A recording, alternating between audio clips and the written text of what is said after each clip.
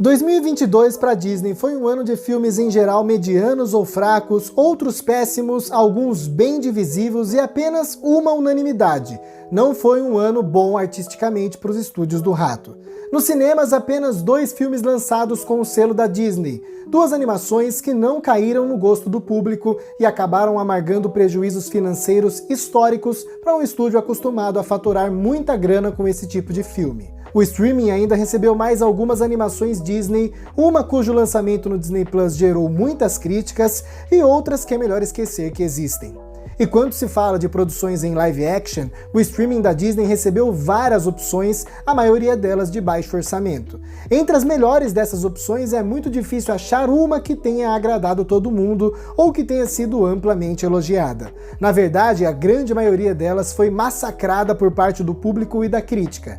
Diante desse cenário, é difícil fazer um ranking dos melhores filmes do ano passado, mas eu vou tentar. Com vocês, os melhores ou menos piores filmes da Disney de 2022. Under Wraps 2, filme original Disney Channel dirigido por Alex Zam e que dá continuidade nos eventos do remake lançado pelo canal em 2021 do clássico Um Amor de Múmia. Esse filme nem chegou no Brasil ainda, mas como já teve lançamento internacional, eu resolvi já passar por ele logo para não ter que relembrar dessa bomba mais uma vez na lista de 2023. Provavelmente qualquer filme Under Wraps ficaria em último lugar no ranking de qualquer ano, então aí está. Não é divertido, não é relevante, não tem história, não emociona e não tem graça nenhuma.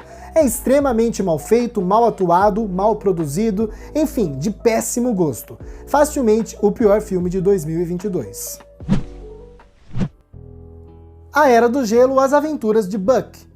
Talvez eu tenha me precipitado um pouco ao dizer que Under Wraps 2 é facilmente o pior filme da Disney de 2022.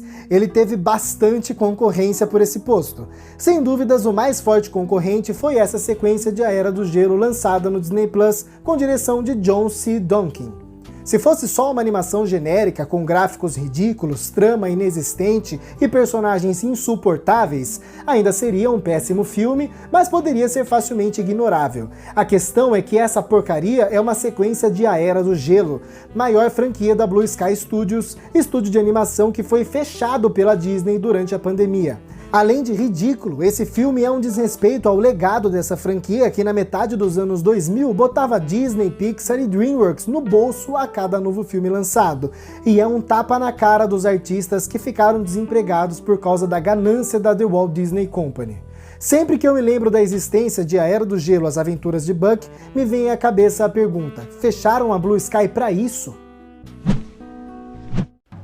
O Diário de um Banana, As Regras de Roderick. Animação original Disney Plus, produzida por Jeff Kinney, criador da série clássica de livros e com direção de Luke Cormican. Já de cara, nos trailers e no pôster, a baixa qualidade da animação chama muita atenção. Mas se pelo menos o Diário de um Banana, As Regras de Roderick tivesse algo a dizer, daria para passar por cima disso tranquilamente. Mas é muito difícil se importar com qualquer coisa que acontece nesse filme, e é praticamente impossível rir de qualquer piada feita aqui. Por isso, esse é um longa completamente dispensável. A pior parte é saber que pelo menos mais 2 animações já estão em desenvolvimento para essa franquia. Enfim, leia o livro, veja a versão em live action de 2011, mas passe longe dessa animação. Uma Noite no Museu, O Retorno de Ka-Mun-Ha. Depois da compra da Fox, a Disney começou com essa mania de resgatar suas franquias familiares mais clássicas e amadas com produções de baixo orçamento e qualidade duvidosa no Disney Plus. Foi o caso do reboot de Diário de um Banana em animação, que rendeu o filme anterior dessa lista, da sequência de A Era do Gelo, que também já foi citada, de Esqueceram de Mim no Lar Docilar, de 2021, e também é o caso de Uma Noite no Museu, O Retorno de Ka-Mun-Ha, animação dirigida por Matt Denner. Porém, nesse caso, acho que não estamos falando de uma produção tão odiável quanto as outras dessa leva. Está mais pro caso de um filme que não fede nem cheira. Os personagens estão completamente diferentes daqueles que a gente conhecia dos filmes originais. Isso se deve à descaracterização feita pelo roteiro e também às mudanças dos intérpretes. É um filme tão genérico, sem graça, que nem parece fazer parte da franquia. Pelo menos esse filme não chega a ofender os fãs da franquia, é facilmente ignorável.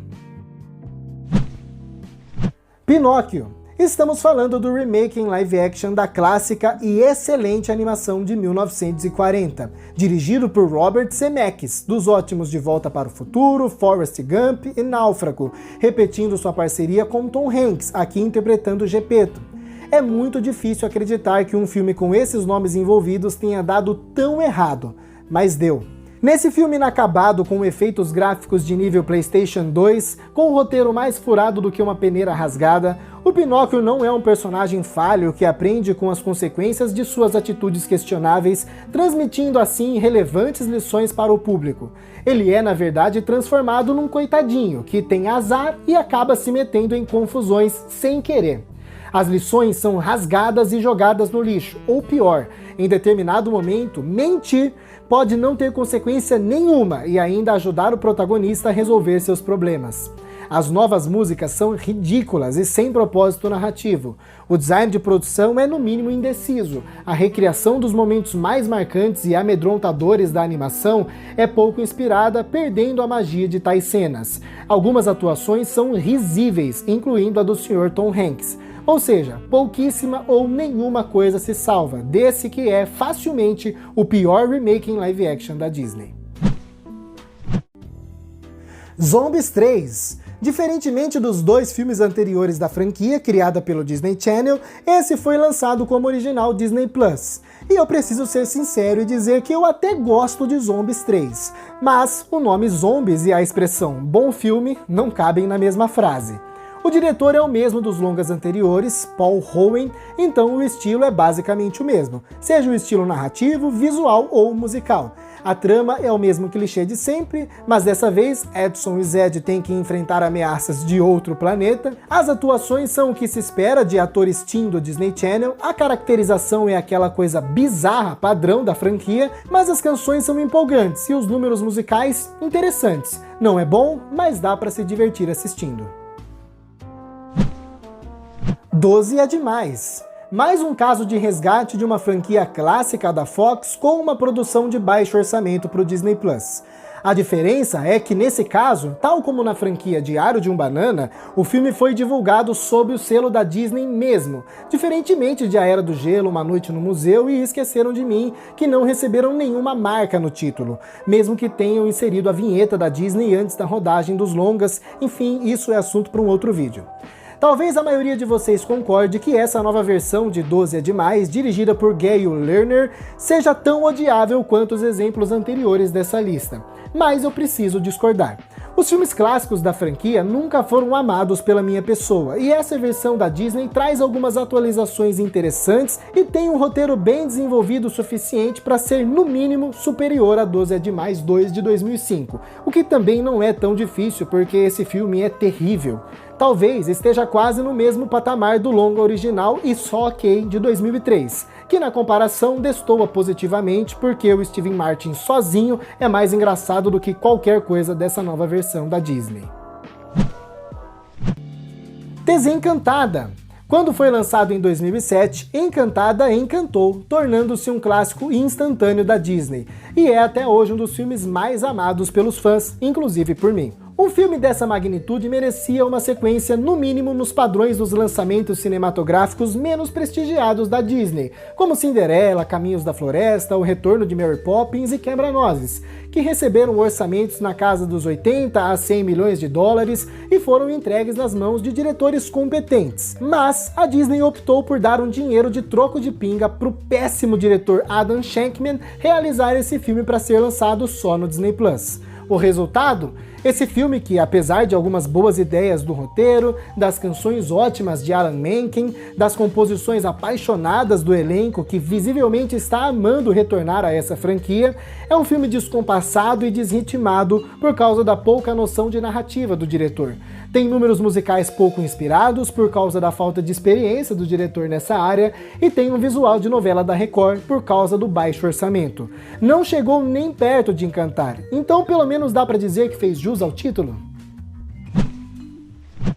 Rise. Filme original Disney Plus dirigido por Akin Omotoso, que conta a história da família Antetokounmpo, primeira a ter 3 irmãos campeões da NBA, Giannis, Thanasis e Kostas. Temos aqui uma opção interessante para quem curte basquete, inclusive o filme teve bem mais destaque em território norte-americano do que aqui no Brasil, por motivos óbvios.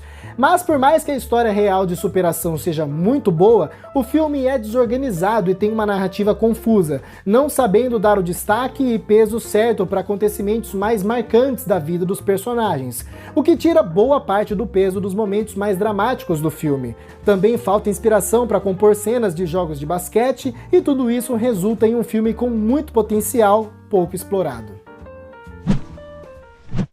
Os Tênis Encantados. Filme que, assim como Zombies 3, foi produzido pelo Disney Channel, mas foi lançado como original Disney Plus, dirigido por Elizabeth Ellen Rosenbaum. E é uma releitura de Cinderela, mas com os papéis invertidos e com tênis no lugar do sapatinho. Daí vem o nome original Sneakerella. A ideia desse filme é tão boa que eu achei um desperdício ter sido lançado da maneira que foi. O orçamento foi bem limitado e isso fica nítido nos defeitos visuais de algumas cenas externas com planos gerais de Nova York ou com firulas visuais em números musicais. O filme também precisava de um refinamento do roteiro para um melhor aproveitamento de alguns personagens na trama, mas a história é ótima, os protagonistas são bons personagens e o elenco de apoio é repleto de carisma. Algumas sacadas narrativas, como o que fazem com a Fada Madrinha, são muito bem boladas, as músicas são excelentes, então temos aqui mais um exemplo de muito potencial pouco explorado. Mundo Estranho.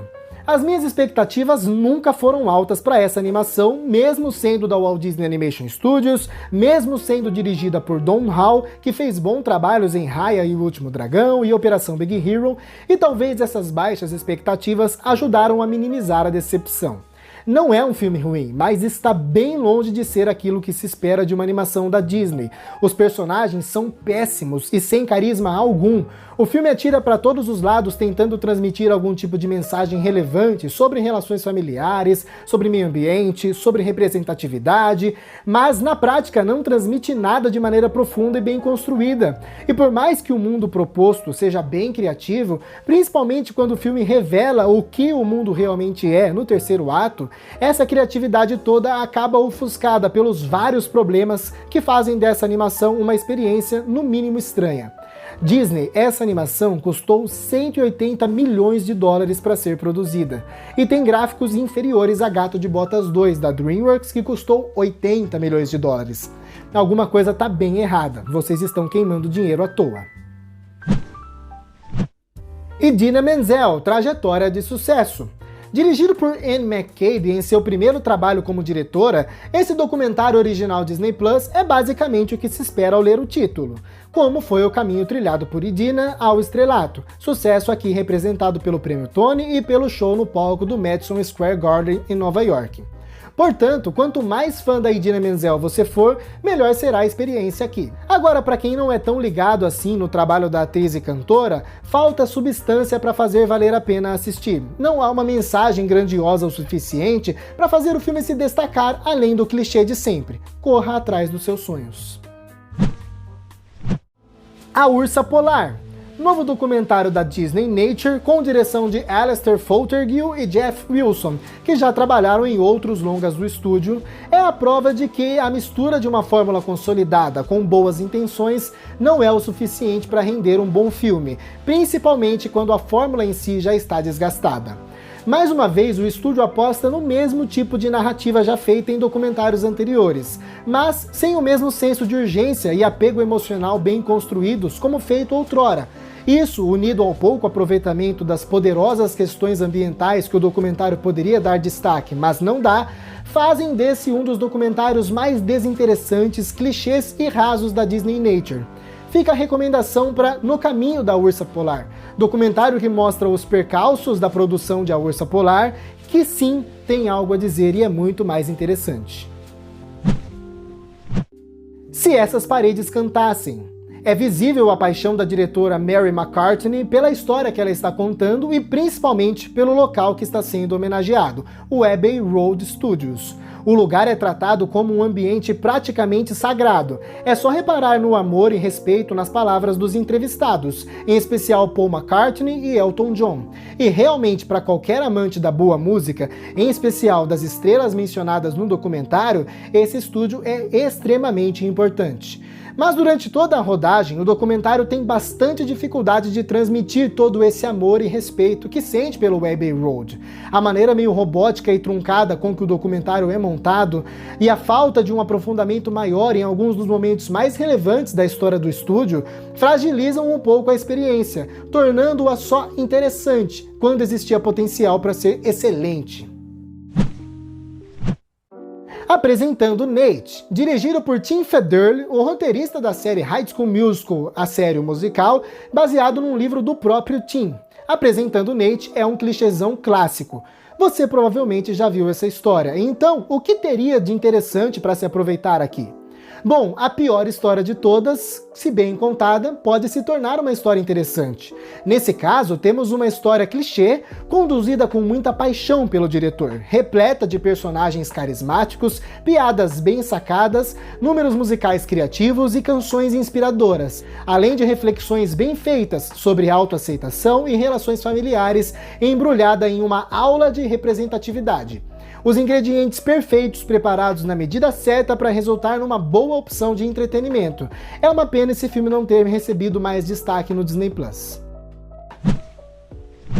Abracadabra 2. Dos 3 principais lançamentos do final do ano passado no Disney+, Pinóquio, Desencantada e Abracadabra 2, este é o que no papel teria menos potencial para render um bom filme. Inclusive, ele quase foi dirigido pelo Adam Shankman, o terrível diretor de Desencantada. Por sorte, ele teve conflitos na agenda e passou o cargo para Anne Fletcher. E não é que ela conseguiu entregar um filme interessante? Claro, o filme é bem simples e clichê, mas conseguiram resgatar o clima do filme clássico e as características mais fortes das personagens principais. Isso se deve principalmente à entrega das atrizes, que demonstram muito amor às personagens. Algumas decisões do roteiro relacionadas às bruxas não agradaram aos fãs mais assíduos do filme clássico, fazendo desse um filme bem divisível, é fato. Porém, estava na cara que Abracadabra 2 receberia algumas adaptações, por assim dizer, para ser melhor aceito pela geração atual. Eu não me incomodei com o que foi feito aqui. A Extraordinária Garota Chamada Estrela em Hollywood. Chegando em 2023, eu estou com a sensação de que só eu lembro da existência dos 2 filmes dessa franquia. O primeiro longa chegou no Brasil junto com o lançamento do Disney Plus e acabou ofuscado por outros títulos mais relevantes. Isso aparentemente afetou esse filme também, que me parece tão desconhecido quanto seu antecessor. Com a mesma diretora do original, Julia Hart, A Extraordinária Garota Chamada Estrela em Hollywood consegue o feito de ser tão clichê quanto seu antecessor e mesmo assim ser diferente. Ambos os filmes se diferenciam do padrão do gênero e um do outro graças ao estilo empregado, musical e visualmente, e também na condução da narrativa, que por vezes parece lenta, mas que no contexto da franquia faz todo sentido. Lightyear. Esse filme nessa posição da lista prova algumas coisas. Primeiro, como 2022 realmente não foi um bom ano artisticamente para a Disney, afinal é o consenso que Lightyear é um dos filmes mais genéricos da história da Pixar. Segundo, como a Pixar realmente é espetacular, porque até nos seus projetos menos inspirados o estúdio consegue entregar bons filmes. É fato que falta identidade e carisma ao longa e aos seus personagens, tanto que Lightyear se apoia na tentativa de fazer referências à franquia Toy Story e a outros clássicos do gênero sci-fi para gerar identificação do público, e funciona relativamente. O longa tem um pontapé inicial forte, com uma boa apresentação da problemática atrelada a um drama que se equipara aos momentos mais emocionantes da Pixar, por exemplo, os primeiros minutos de Up, mas a trama vai murchando aos poucos, chegando a um terceiro ato broxante e completamente sem sentido. No frigir dos ovos, é no mínimo irônico que o filme do personagem que tem como lema ir ao infinito e além é um filme que voa, voa e não chega em lugar nenhum. Mickey, a história de um camundongo. Com direção de Jeff Malmberg, esse documentário original Disney Plus me surpreendeu bastante positivamente. Sempre que vemos a Disney contando alguma história sobre si mesma, essa história tende a ser purificada, tirando qualquer resquício de polêmica, obviamente, evitando manchar a imagem da marca. E quando a Disney ofereceu um documentário sobre o seu símbolo máximo, o Mickey Mouse, eu esperava a mesma abordagem limpa e simplista. A surpresa veio quando vi um documentário que realmente se aprofundou na trajetória do personagem e da sua turma, apresentando cada fase do camundongo e toda a sua influência que ele exerce na Disney como empresa, na cultura pop e na sociedade, seja dentro dos Estados Unidos, representando esse patriotismo americano, seja ao redor do mundo todo. Além disso, o longa soube expressar perfeitamente o amor ao personagem, sem deixar de lado as críticas que se fazem necessárias num filme como esse, abordando com maestria todos os erros e acertos do personagem e como isso refletiu ou ainda reflete os erros da sociedade na qual o Mickey está inserido. Merece demais entrar no pódio da lista. Tico e Teco, Defensores da Lei. Dentre os originais Disney Plus mais ilustres, esse aqui talvez seja o que menos gerou expectativas dos fãs antes do seu lançamento. E foi bem legal ver o filme ganhando amantes aos poucos, a ponto de furar a bolha e se tornar um dos principais destaques da cultura pop em 2022. O diretor Akiva Schaffer pega um roteiro formulaico e básico e preenche com muita zoeira, homenagens e referências a todos os estilos de animação possíveis, passeando por diversas fases da história da animação no cinema e na TV, inclusive abusando das piadas com o Vale da Estranheza, por exemplo. Além disso, o filme usa da técnica para fazer vários comentários sociais relevantes e críticas a Hollywood e sua forma de tratar as suas estrelas. O longa tem um ótimo senso de humor, com piadas excelentes para o público infantil e com sacadas geniais que devem agradar demais até os adultos mais exigentes. Divertidíssimo, Tico e Teco, Defensores da Lei merece o status de maior surpresa de 2022. Red, Crescer é uma Fera.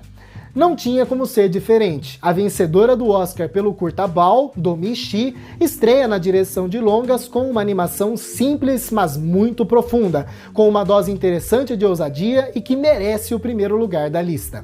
Há quem diga que essa não é uma das melhores animações da Pixar, pelo contrário, estaria entre as mais fracas. Já eu sou do time que defende Turning Red com unhas e dentes, inclusive coloco o filme no meu top 10 do estúdio, mesmo que esteja na parte de baixo da lista.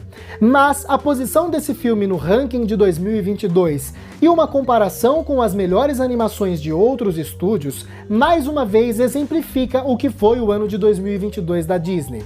Na categoria de melhor animação do Oscar, por exemplo, Turning Red foi merecidamente indicado, e com razão é a única animação da Disney na lista. Mas mesmo sendo a melhor representante do rato na briga, não tem como colocá-la como favorita, quando se tem Pinóquio do Guillermo del Toro ou Gato de Botas 2 da DreamWorks competindo. Se a briga pela posição de pior filme do ano foi bem acirrada, aqui no topo da lista dá pra dizer com certeza que os competidores eram escassos.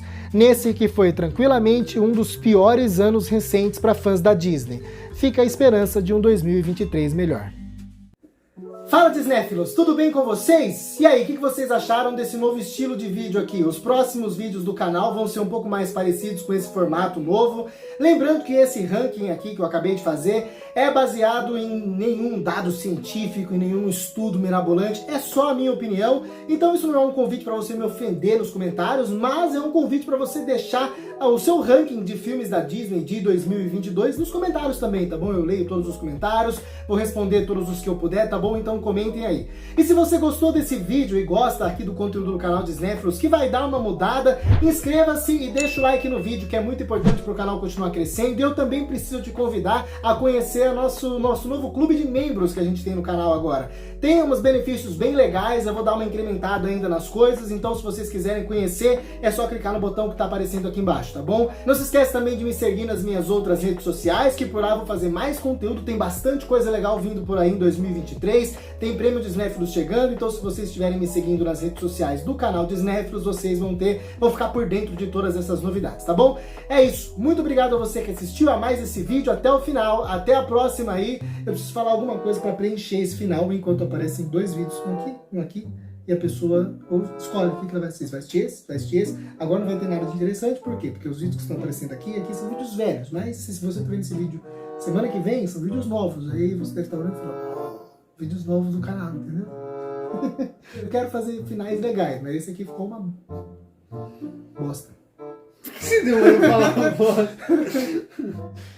Termina aí, porra. Pode terminar? É. Por que você não avisou então?